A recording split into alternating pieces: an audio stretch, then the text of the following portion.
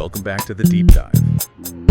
You know, the source material you sent us for today feels like a study in contrasts. How so? Well, on one hand, we're zooming way in, looking at these microscopic rules of human behavior inside, say, a small company. Right. How to motivate someone, how groups handle conflict. Exactly. And then on the other hand, we immediately zoom way out to this huge macroscopic challenge of trying to capture the opinion of an entire nation with polls and surveys. The shift in scale is it's massive. It is, but that's what makes this so interesting, right? We've got the material covering the really foundational theories of organizational behavior. Motivation, group dynamics, Yeah, all of that. But it's right alongside the leading edge survey methods that were developed during this huge recent crises, specifically the 2020 election and the COVID-19 pandemic. So I guess our mission here is to pull out the core insights about how we even measure human actions, whether that's an employee's performance or a voter's preference. We need to figure out what drives the action and then how accurately we can even record it after it happens. Exactly. We're really connecting two big questions. First, what makes people tick internally? And second, how does the way we ask about it, externally fundamentally change the answer we get? Okay, and that's where it gets really interesting. Let's start with those internal drivers, the stuff happening inside the workplace that shapes everything. To really get performance, we have to start with motivation. You had us look past Maslow at something called Alderfer's ERG theory. What was the main problem with Maslow that ERG was trying to fix? Well, the biggest knock on Maslow is really just how rigid his hierarchy was. Right, the pyramid. The pyramid, exactly. You had to satisfy the lower needs before the higher ones even became a factor. Alderfer's ERG theory is, it's a lot more flexible. It simplifies the needs into 3 buckets, but it lets you move between them. They can even be active at the same time. Okay, let's unpack this. What are those 3 needs? So first up, we have existence needs. These are the basics, the material and physiological things. Your salary, good working conditions, benefits, all that stuff. The foundation. The foundation. Then comes relatedness needs. This is the drive to build and maintain, real interpersonal relationships. Feeling connected to your coworkers, your boss, feeling like you belong. I see that shift from just material survival to social survival. So what's the highest level? That would be growth needs. This is the intrinsic stuff, that deep internal need to be creative, to be productive, to feel like you're making a meaningful contribution. Personal development. Personal development, maximizing your potential. And unlike Maslow, Alderfer has this frustration regression principle. If you're blocked from achieving growth, you might just double down on your relatedness needs instead. That flexibility is just critical for managing a modern workforce. And that desire for growth, for contribution, that leads us right into how you actually design a job. The job characteristics model, the JCM, it's almost like a recipe for managers on how to build a job that satisfies those needs. It is. The JCM is great because it shows which job traits lead to which psychological states. And it's those states that really unlock motivation. Okay, give me an example. Sure. So you take 3 job characteristics: skill variety, task identity, and task significance. And that combination creates the psychological state of experience and meaning. You feel like what you do actually matters. Precisely. That your job is a whole important piece of the puzzle, not just some tiny repetitive cog in a machine. That's powerful. What are the other key psychological states? Well, we need a sense of control and knowledge. So autonomy in the job, the freedom to schedule your work, decide how to do things, that leads to experience responsibility for outcomes. You feel ownership. You feel ownership for both the wins and the losses. And the final state is about knowing if you actually succeeded. Okay, so how do you get that? Through feedback from the job itself. Not necessarily your manager, but the work telling you how you did. That leads to knowledge of the actual results. If you can achieve all 3 of those states, that's when you get high internal motivation and real job satisfaction. That makes perfect sense, but we know motivation isn't the whole story. It has to be paired with a sense of fairness, otherwise the whole thing just falls apart. And that's where the Porter and Lawler model comes in, because it brings in equity theory. Satisfaction, according to them, happens after you get rewards for your performance. Okay. But, and this is the big catch, your satisfaction is totally proportional to how big you believe the rewards are, especially when you compare them to what you think your peers are getting. If that feels unfair, no amount of success will make you satisfied.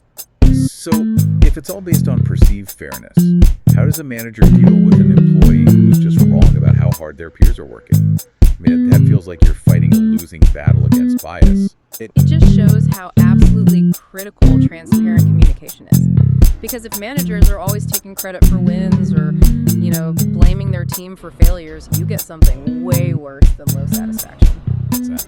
It's called organizational-induced learned helplessness. If your employees start to expect that their effort will fail or that it just won't be rewarded, they stop trying. The system itself kills any incentive to get better. Learned helplessness. Wow, that sounds devastating.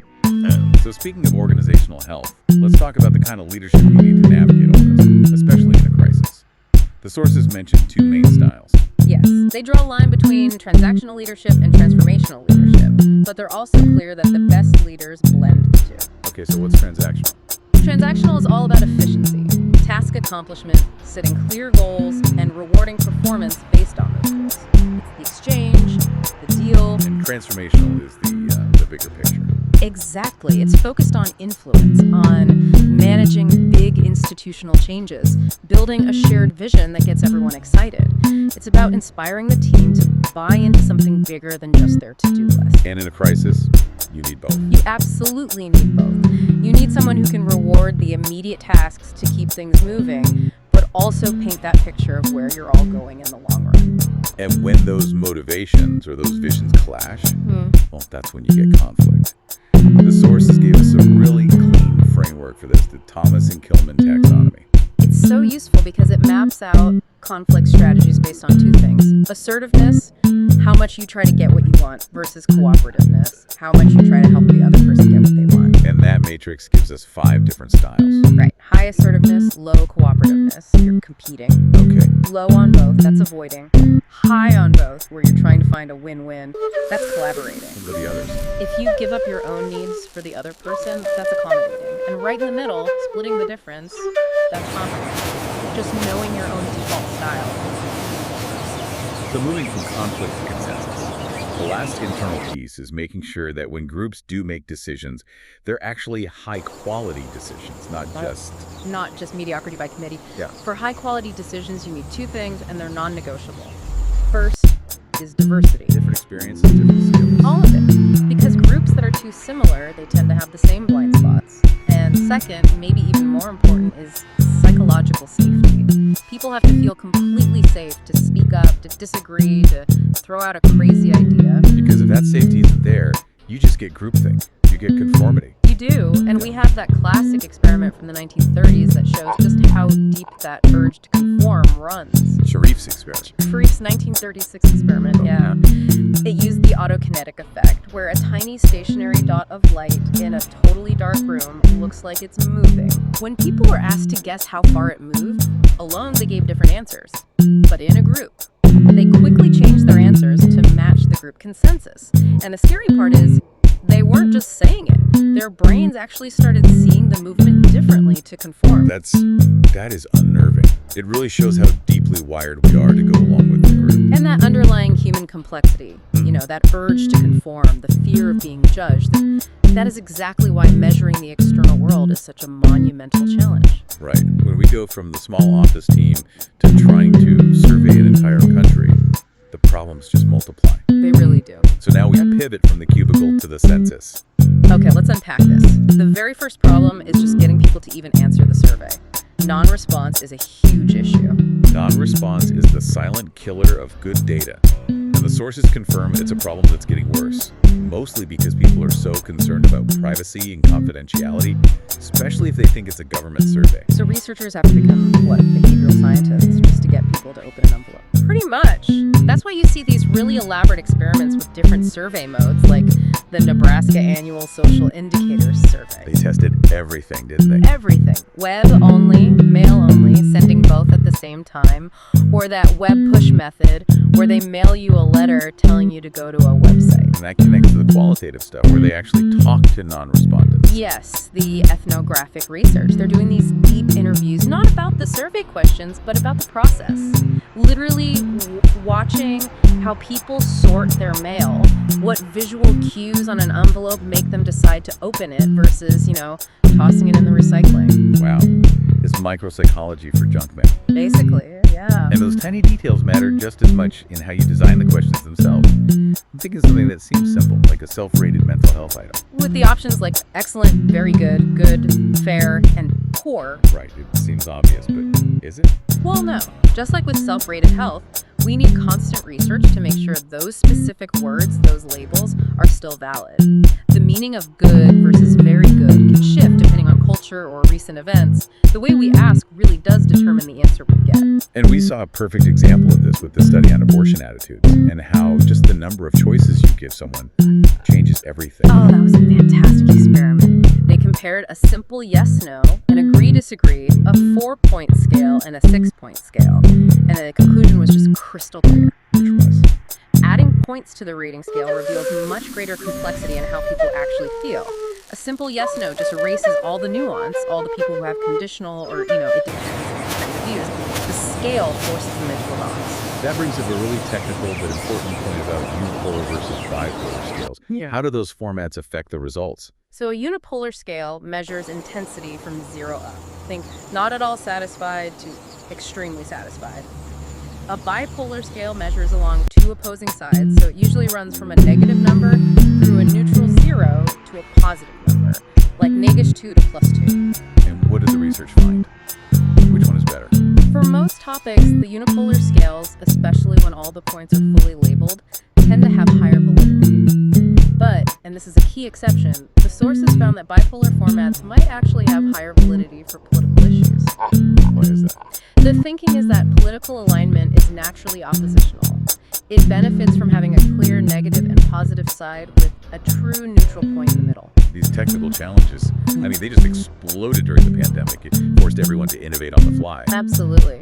The Census Bureau's Household Pulse Survey, the HPS, is the prime example. It was designed to measure the social and economic fallout in near real time. They went from an idea to being in the field in about a month. Wow.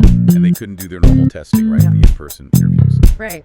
Traditional cognitive interviewing, where you sit down and ask someone why they answered a certain way, was impossible. So they pivoted to web probing. Which means they just asked those follow-up questions right there in the online survey. Exactly. It became an immediate digital audit of the question itself. And the benefits were huge. Way bigger sample sizes, more geographic diversity, faster data collection, and it was so much cheaper. They basically traded the deep insight of one interview for the speed and scale of thousands. And even in the rare cases where live interviewers were still used, we got data on their technique. I was fascinated by that finding on interviewer speed. It's a great little study. The preliminary data showed that when interviewers asked questions more quickly, they got fewer unquotable responses, which sounds good, right? More efficient. But But at the same time, they got a lot more requests for clarification from their respondents. So that speed was probably coming at the cost of comprehension. It's that classic trade-off between pace and understanding. so let's connect all these technical problems back to the big one, the 2020 election. What did the sources say about why the polling was so off? The consensus pretty much confirms that the 2020 polls systematically underestimated Republican support, just like what happened in 2016. And the culprits, what we've been talking about. Yep, deeply rooted technical issues. Inaccurate projections of who would actually turn out to vote, which is a coverage error, and non-response error. The fact that the kind of person who answers a poll is just different from the kind of person who doesn't. Was there any hint on how to fix that political non-response? A little bit. One study looked at an online panel and found that while there wasn't a huge overall difference in response rates by party, there was a little nuance. Okay. They found that shorter field periods, when a survey closes really quickly, were slightly more likely to have lower cooperation from Republican panelists. So it suggests that just leaving the survey open for longer might help reduce that specific error a bit. One last thing on 2020. When people thought back on the candidates, their memories were very lopsided. Very. Recalled information about Donald Trump was almost exclusively focused on one single thing: his handling of the coronavirus pandemic. That was it. That was the whole story. And for Biden? For Joe Biden, the information people recalled was much more consistent week to week, spread across a bunch of different issues. The crisis just completely focused the public's perception of one candidate, while the other's image was much more diffuse. So we've seen how tough it is to measure human behavior because of all these biases and design issues.